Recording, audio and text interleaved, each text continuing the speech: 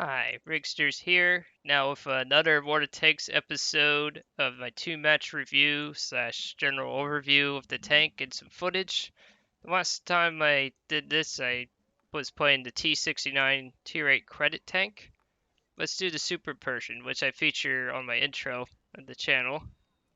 It has a very well-trained crew, four crew perks that are leveled up to 100%, and the fifth one at 75% depending on the tank. They have concealment, brothers in arms, mentor, recon for commander. The gunner has concealment, brothers in arms, snapshot, which helps with turret bloom, deadeye, which helps with AP damage. If you fire only AP, you have a higher chance of critical and faster repair. The driver, of course, the first two of all of them are concealment and brothers in arms. Off-road driving, which helps with off-road terrain resistance. Clutch braking, which increases turret tank track traverse. And controlled impact allows me to ram for more damage to them than to me. Radio operator, of course, with concealment and brothers in arms. Situational awareness, which helps with the kind of forgot situational awareness. Here we go. Yeah, that is extending view range. Relaying, which extends range of allied communications within coverage, so I see more. And faster repairs. And of course, with the loader, which has concealment and brothers in arms, safe storage, which increases ammo rack HP, faster repairs 100%, and adrenaline rush. Adrenaline rush only kicks in at 100% for the perk, and it kicks in for faster reload when it's less than 10% hit points left, which I really get a benefit a lot of because I'm very aggressive in the Super Pershing. This tank, when I got it, cost about $30, and I got it about a couple years ago.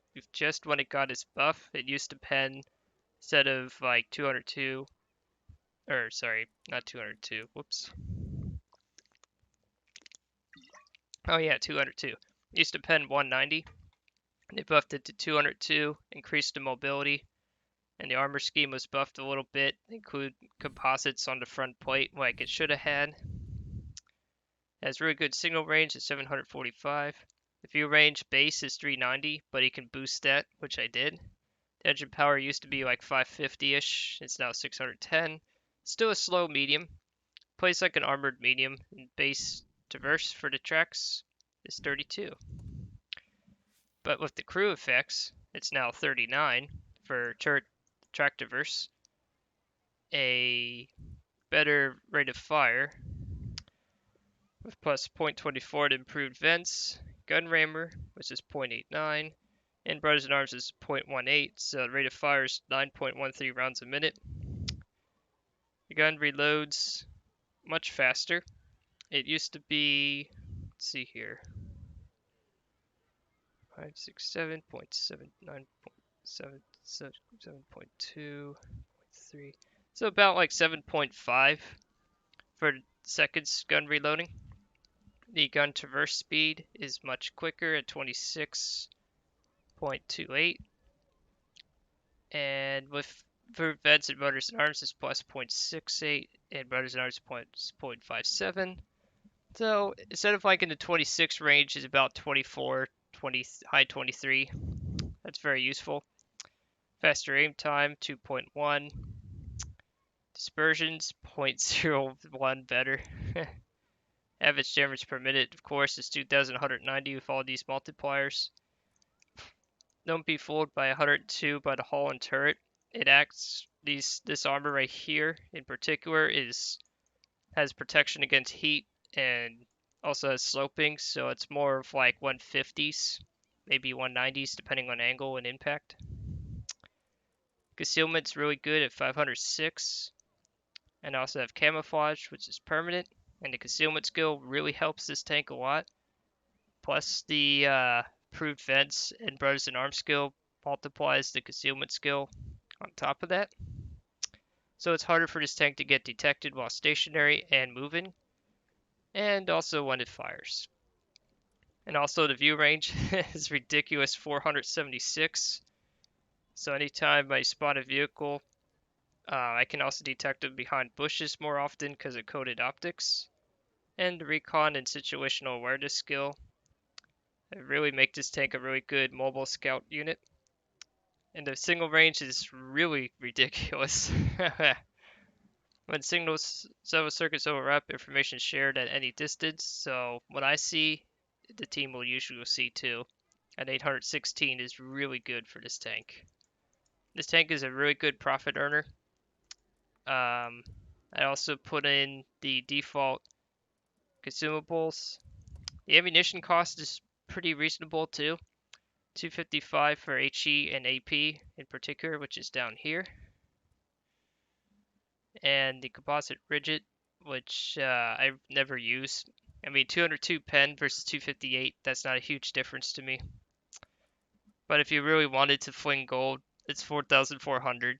And you have to ask yourself, why would you want to do that when you have 202 pen? Just learn to aim. That's what I would say. So, yeah, there's no point in playing APCR with this tank. You're very, if ever, going to need it, especially when you have your crew well trained up and you also have a gun rammer. The bare minimum for this tank, you want to equip the gun rammer. This tank really relies on sustained DPM in order to get the most out of its gun. So I'll take it to two matches, and I'll see you there. Alright, and we're in a match. So, this is on Mannerheim line. I'm gonna head northbound. There's a couple tier 9s, type 61s, of course, because the Japanese mediums are on sale till February. And of course the T-54E1. Only 2 artillery pieces. And most of my team already decided where they want to go. And as you can tell by the mobility, it's not very fast. But I can get some good shots in as well.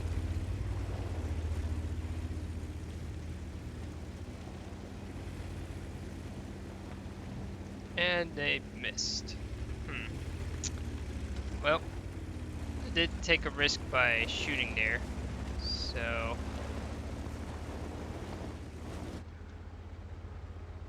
don't know what to do there.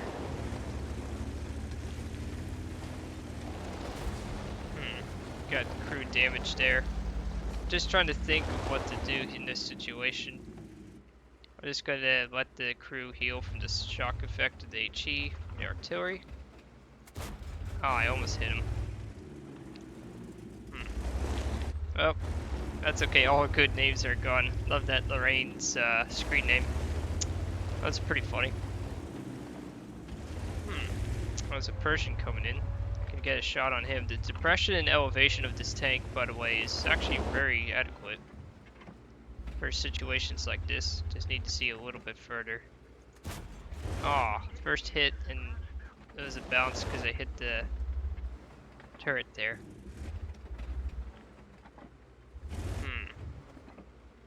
Just trying to zoom in. The BC-12T wants me to retreat, but I'm like, why? I don't know why he's worried about that. I mean, I'm not trying to suicide into him. Just want to get a shot on him.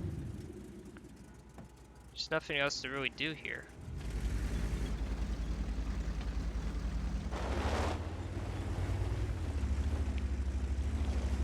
Which, to me, kind of doesn't make any sense, but okay.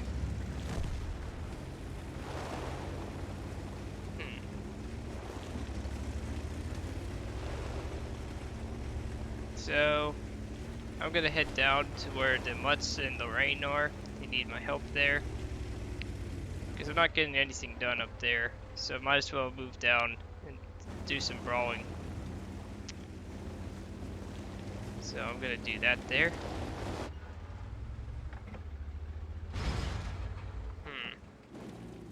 Don't want to be lured into a trap. I'm just in sniper view because I want to see what they're doing here.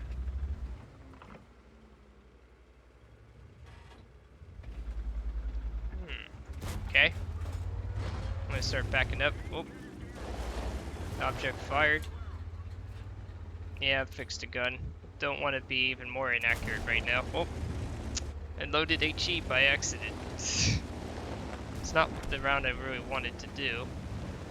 There we go, first damaging hit. I already blocked 680 damage. Scorpion just KO'd that guy. Yeah, I don't want to get killed by the Struv, so I'm going to repair the crew. Took our first damaging hit. Oh, there's the Lorraine. All good names are gone. Pretty funny. Yeah, I'm gonna take the long route to get to the Scorpion. I'm gonna load HE in this case. Oh, jeez, I can't climb that side hill. Oh, well, GW Tiger killed the Scorpion G, but the GSOR 1008s, those are very deadly tank destroyers. They're very easy to pen, but they have an autoloader. And really high pen. A good sniping vehicle. They're British. Premium tank. So we basically, all those people that were with me, pretty much just up and went. They just said, nope.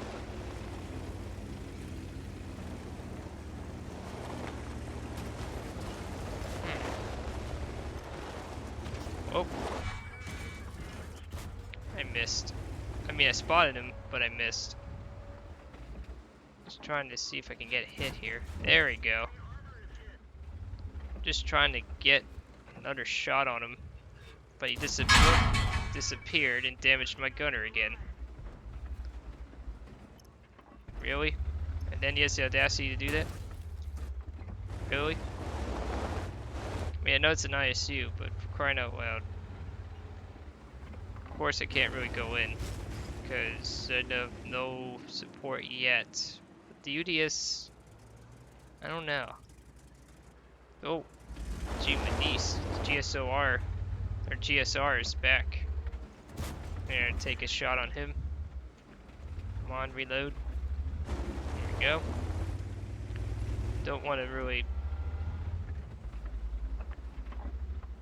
Oh, good. GW Tiger took him out. Now I can move in.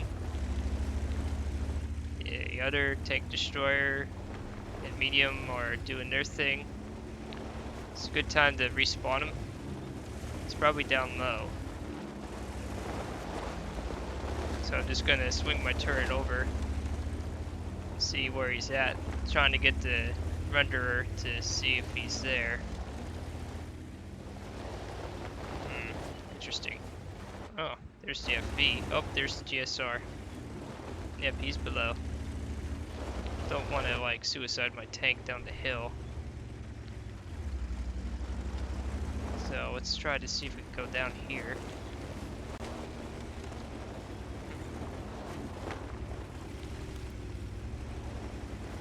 Okay. Oh, he doesn't suspect me. Good. I'm gonna ram him. Go for the ram. There we go. That'll do it. And then fix my tracks. There we go. It's a good match now. That ramming perk really comes in handy. Pays in gold. That's how I get it done. I'm gonna load HE because the remaining targets are the even 90 and 2 artillery pieces. It's very unlikely I'm gonna encounter that medium again. And our artilleries are gonna die to the even 90 apparently. Oh boy. And the ST1, I have no idea what his health pool is. I should be able to outspot the artillery. Yep, I even saw his tracer cell. Interesting. Got 10 damage there. What? Are you serious? Are you serious? No way. What was he doing there? Well, my HE shell pen apparently is worse than one thinks.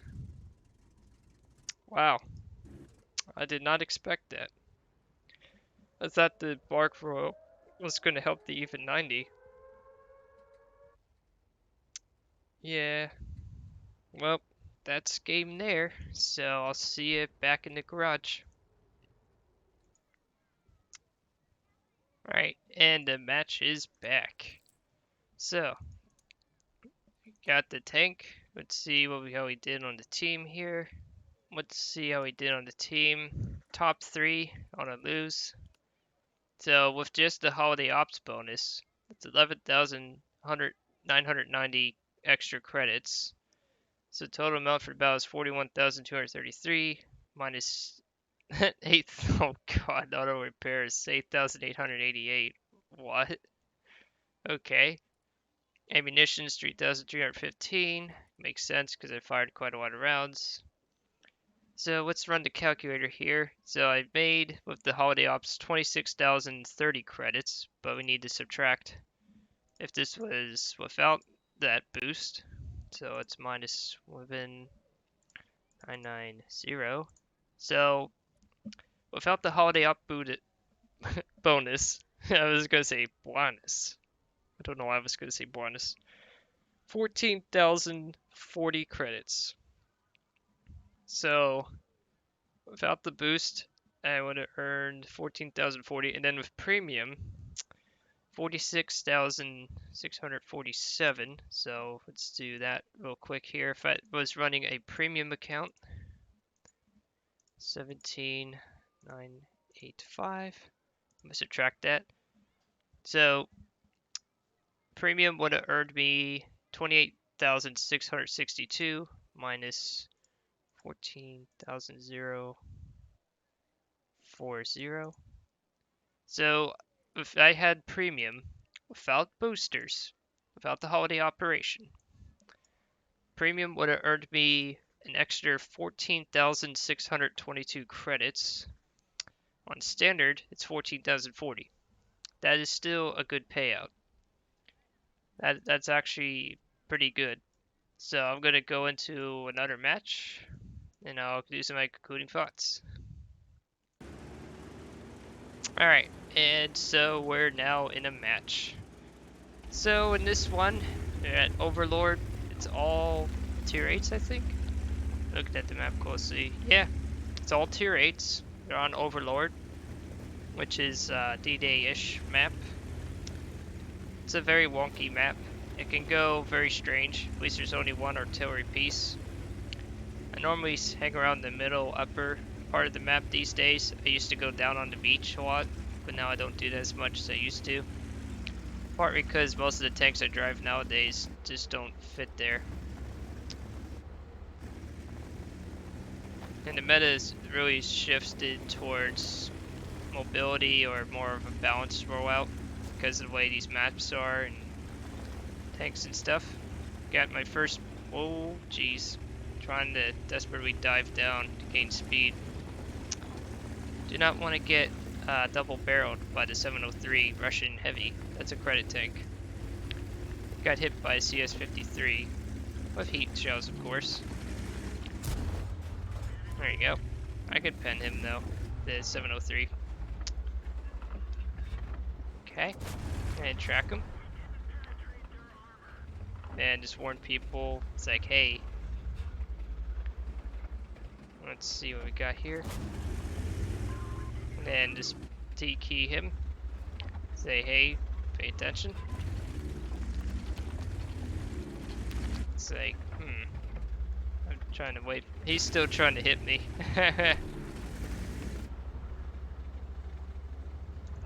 Oh, shoot. I missed his track. Okay, come on, his track. There we go. That's exactly what you want to do. That's how you play the team support role right there.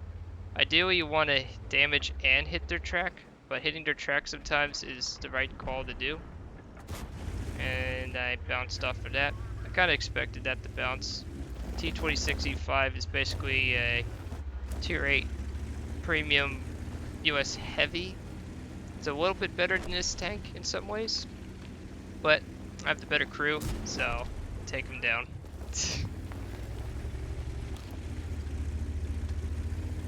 I'm gonna see if I can get the drop on the tanks here. Oh, nope, never mind. I'm not gonna be able to do that. Yeah, I don't want to have them perma-track me. Oh wow, that was a bounce on heat. Nice, this guy's still firing heat.